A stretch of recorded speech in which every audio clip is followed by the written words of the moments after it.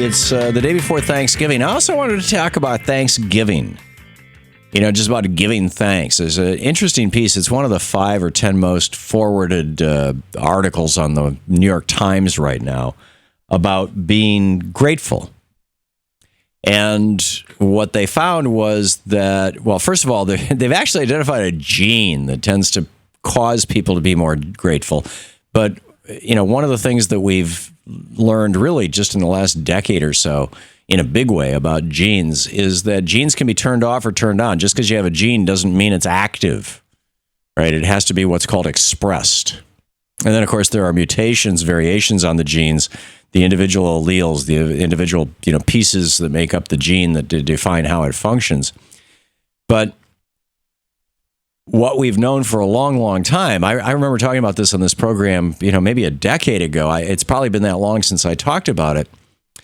I'm trying to remember the name of the French philosopher, Claude, well, whatever his name was. This was a big fad in the late 19th century, in the late 1800s, where you would stare into a mirror every day and repeat a certain number of times. My recollection is it was 10 or 20 times. As you look into your own eyes, repeat, I am getting better every day in every way. In every way, and every day, I am getting better. That was the phrase. In every day, in every way, I am getting better. And it was a huge fad because it actually works. Just like, and this is one of the things that they showed in the study. If you're doing continuous measurement of serotonin levels in somebody's blood, and you cause them to simply lift the corners of their mouth, just say, using the muscles on the edge of your mouth, make a smile, even a phony smile, and hold it for 20 seconds. Guess what happens? Serotonin levels in your bloodstream go up. Serotonin is your happy chemical. And gratitude reaches deep into the brain. I mean, have you ever seen your dog come up to you when you just fed him or when you're about to feed? I mean, gratitude is something that we share with all mammalian species. And probably all species, but clearly mammals who have limbic brains like we do. And the more you practice gratitude, the happier you are. It's really simple. I've said many times in this program, my daily prayer, my first prayer is thank you. And I say that, and I say that reluctantly because I remember in the Sermon on the Mount, Jesus said, don't talk about your prayers.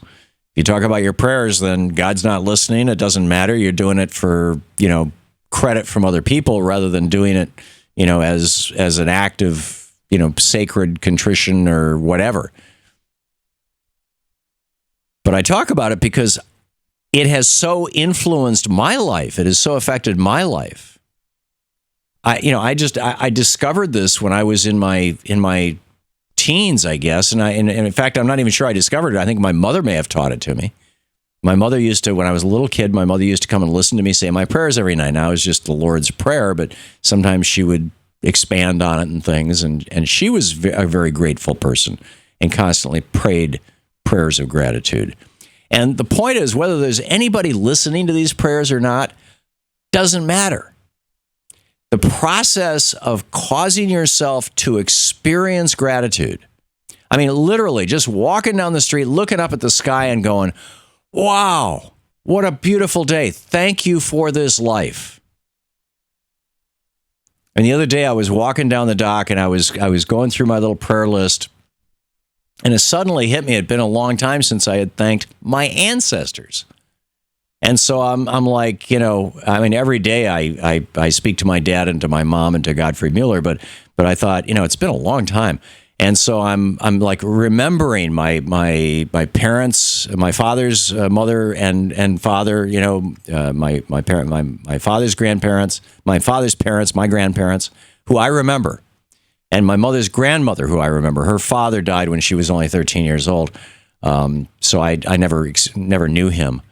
But I knew his wife. I knew my maternal grandmother, and I knew her mother. I knew my great-grandmother, and I knew my great-grandmother's sister. And so I just, I'm looking up at the sky saying, I don't know if you guys can hear me, But I just want to thank you. You know, I've got your DNA coursing through my blood. I wouldn't be who I am if it wasn't for you. And I'm grateful for that.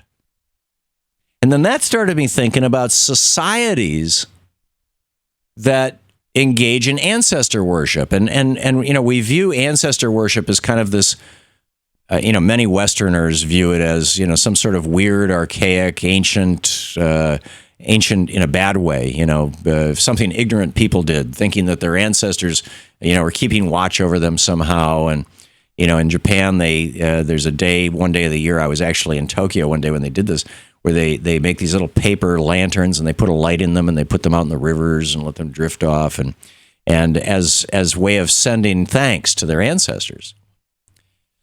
And there's this whole thing of, quote, ancestor worship, ancestor prayer.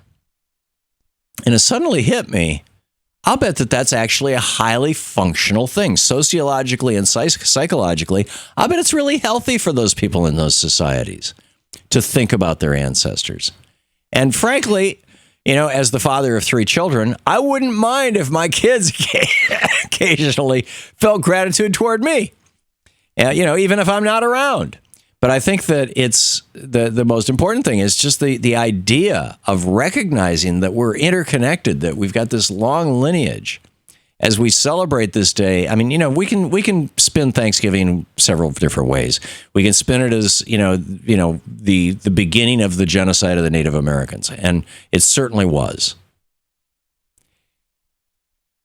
And we can also spin it as a day to remind ourselves that gratitude is one of the most powerful psychological healing tools available to all of us.